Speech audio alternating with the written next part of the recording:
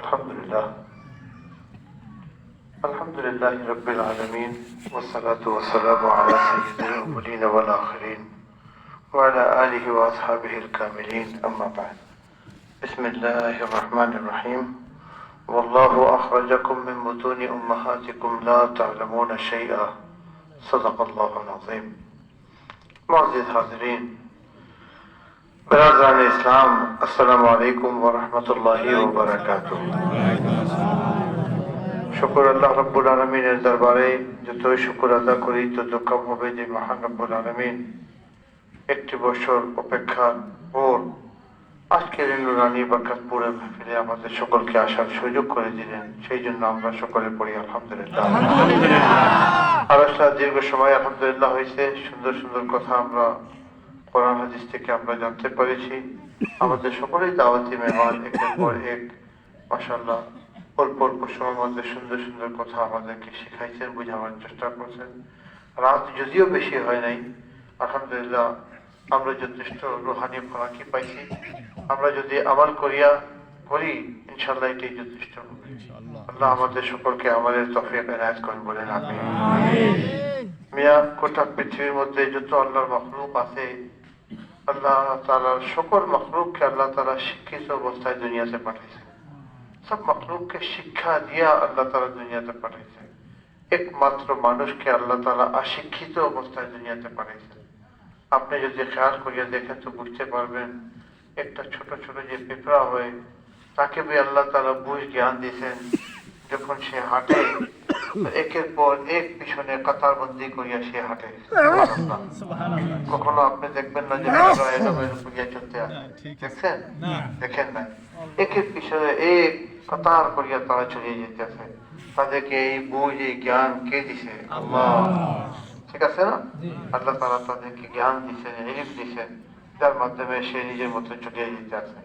শুধু তাই না, আপনি অনেক সময় দেখবেন যে জিম থেকে মুরগির বাচ্চা যখন বের হয়, এই বাচ্চাটা এখন কিছু বুঝে না, মার সাথে সাথে ঘুরিয়া ঘুরিয়া খাইতে আসে। যখন বিড়াল অথবা কৌয়া বা এই ধরনের জিনিস যে ওটা ক্ষতি করতে পারে, সে কিভাবে চিনে কি সে আমাকে ক্ষতি করবে, দৌড় দিয়া দেখার সাথে সাথে দৌড় দিয়া মার পাখার তলে চলে যায়। সুবহানাল্লাহ। এই ইলম জ্ঞান তারে কে দিয়েছেন? আল্লাহ সুবহানাহু ওয়া তাআলা। শুধু তাই না, আর যদি এরকম অনেক উদাহরণ আছে যেটা আপনি যদি গৌর করেন, চিন্তা করেন তো বুঝতে পারবেন। গরু ছাগল যখন যখন বাচ্চা হয়, আপনি দেখবেন দুনিয়াতে আসার সাথে সাথে বাচ্চাটা কষ্ট করিয়া যখন দাঁড়ায়, কিভাবে সে জানলো কি এখানে মার কাছে উলান আছে, এটার মধ্যে দুধ আছে, আমি যাইয়া ওইখানে খাইলে আমার পেট ভরিয়ে যাবো। কিভাবে সে জানে? দুধ নামতে আসে না, ধরে একটা মাথা দিয়ে বাড়ি দেয়। কেমনে সে জানলো কি বাড়ি আমি দিব তো দুধ নামিয়ে যাবো? এই ইলিম তারা কে দিছে? ইলিম দিছে। তাহলে চিন্তার বিষয় আছে কি মখলুক, যত মখলুক আছে সব মখলুককে আল্লাহ তাআলা ইলিম জ্ঞান শিক্ষা দিয়ে আল্লাহ দুনিয়াতে পাঠাইছেন। একমাত্র মানুষকেই আল্লাহ তাআলা অশিক্ষিত অবস্থায় দুনিয়াতে পাঠাইছেন। হ্যাঁ, আল্লাহ তাআলা বলছেন ওয়াল্লাহু আখরাজাকুম মিন বুতুনি উম্মাহাতিকুম লা তা'লামুনা শাইআ। আমি তোমাকে তোমার মায়ের পেটে থেকে বের করছি, তুমি কিছু জানতো না। সুবহানাল্লাহ, সুবহানাল্লাহ। আল্লাহ তাআলা বলে দিয়েছেন তুমি জাহিল অবস্থায় দুনিয়াতে আইছো।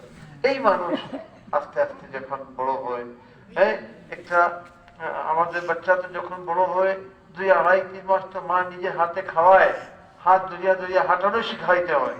কিন্তু মুরগির বাচ্চা, ছাগল বাচ্চা এইসবকে আল্লাহ তাআলা দেখেন কত বুঝ, কত আল্লাহ তাআলা ইয়া দিয়েছেন, মার সাথে সাথে হাঁটতে আসে। সুবহানাল্লাহ, সুবহানাল্লাহ।